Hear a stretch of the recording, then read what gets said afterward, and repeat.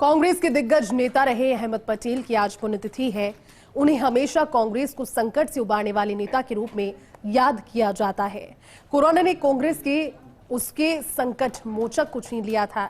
25 नवंबर 2020 को अहमद पटेल ने इस दुनिया को अलविदा कहा, लेकिन कांग्रेस को आज भी याद आते हैं अपने अहमद भाई। रिपोर्ट देखिए।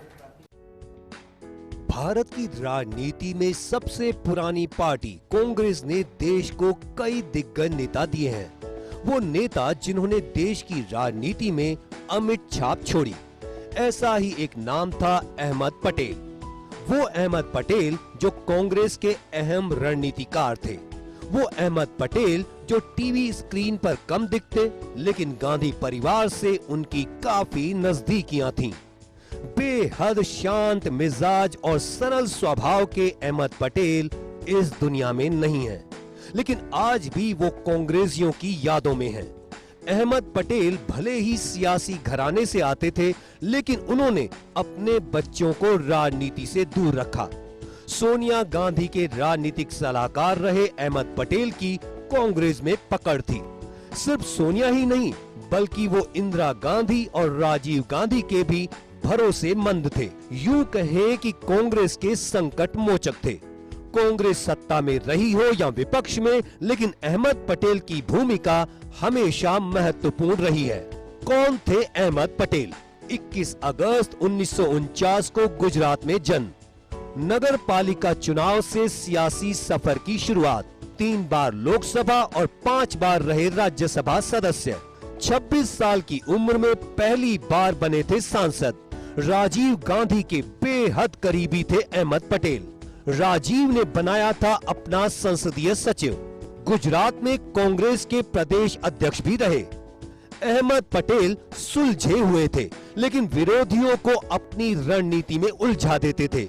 उन्हें कांग्रेस का संकट मोचक यूं ही नहीं कहा जाता, बल्कि कई मौकों पर उन्होंने खुद को साबित भी किया है। सलाहकार भी, संकट मोचक भी। कई मौकों पर कांग्रेस के लिए संकट मोचक बने अहमद पटेल। सोनिया गांधी के राजनीतिक सलाहकार रहे अहमद पटेल। यूपीए के गठन का सुझाव अहमद पटेल का ही था। अहमद पटेल को कांग्रेस में मिली थी कोषाध्यक्ष की जिम्मेदारी। कांग्रेस वर्किंग कमेटी के भी रहे सदस्य। कॉरपोरेट घरानों से थे अहमद भाई पटेल के संबंध। पर्दे के पीछे रहकर करते थे सियासत। महाराष्ट्र में कांग्रेस शिवसेना को साथ लाने में बड़ी भूमिका। राजस्थान में सियासी संकट को अहमद पटेल ने ही संभाला। ताकतवर थे, लेकिन मंत्री पद कभी स्वीकार नहीं किया। यूथ कांग्रेस का नेशनल नेटवर्क किया तैयार। देश में थे सभी क्षेत्रीय दलों से संबंध। अहमद पटेल रणनीतिकार थे, कुशल संगठनकर्ता थे। सियासी चर्चाओं की बात करें तो जब कभी सोनिया गांधी किसी मीटिंग में ये कहती थी कि वो सोचकर बताएंगी, इसका मतलब होता था कि वो अहमद पटेल से राय लेकर ही फैसला करेंगी।